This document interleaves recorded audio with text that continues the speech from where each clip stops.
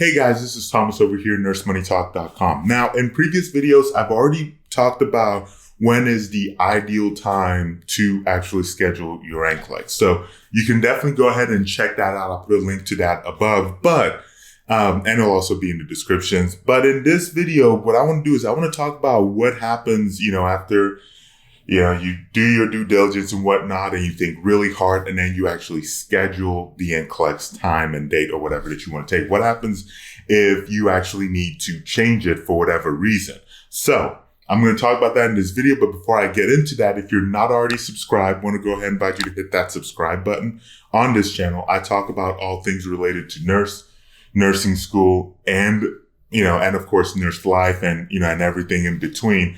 But so let's go ahead and get started. Now, the first thing you might be wondering is, can you actually reschedule the NCLEX after you actually schedule for an exam date?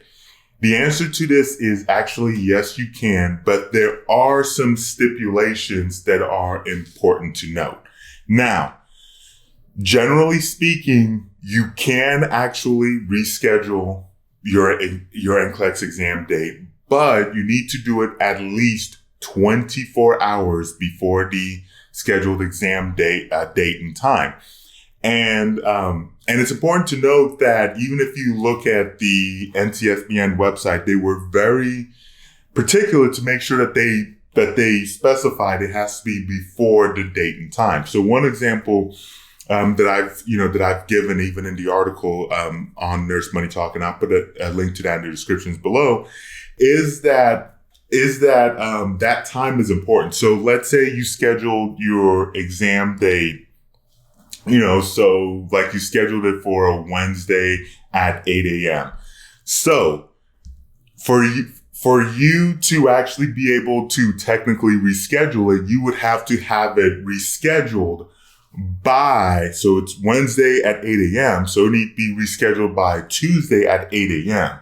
So 24 hours. So that's why if you're looking at doing this, I would not wait, even get close to that 24 hours, because it's no telling how very particular they could really be. And especially since, like, even on the NCSBN website, they made sure to really mention that distinction. Now, there's two ways you can look at actually kind of like changing the date. You can either go through your candidate profile on Pearson VUE, or you can call Pearson VUE directly. Now, it's also important to note that that they also made sure to mention that if you call and you're not able to get to somebody, and I think it tells you to leave a message, that leaving a message doesn't count for rescheduling. You actually have to either do it online in that candidate profile that I mentioned before, or you actually have to speak to an agent, and ideally you'll want to make sure that you actually get a confirmation email. Now, a couple of other things that I'll talk about, which will be the international, what if you're an international student, or you're taking the NCLEX internationally, and how that's going to work. But before I get to that, I do want to mention that if you haven't already taken the NCLEX, and you haven't actually already bought an NCLEX prep, to make sure to check out the NCLEX prep, I recommend by going to nursemoneytalk.com/NCLEX prep. I'll put a link to that in the descriptions below. But let's go ahead and keep going. So the same thing applies, the 24 hours deal or whatnot. If you're scheduling internationally at an international testing site. So if you're going from international to international, not a big deal, because for those of you who are watching this who might not know, there is an international kind of scheduling fee that you have to pay. If not to mention, I think there's also what is it called, a VAT, value added tax. If you've never dealt with anything in Europe, then you probably don't know what that is, and that it's not that really important to cover in this video, but that's just something to take note that will be on there. And so that's not going to be a big deal, because if you're going from international to another international site, you've already paid that. So not a big deal. Now, if you go from an international site and change it over to a domestic, that's fine. But that international scheduling fee is non-refundable. So you're not going to get that fee back. But if you go from a domestic to international, then of course you will then have to pay that non-refundable international fee.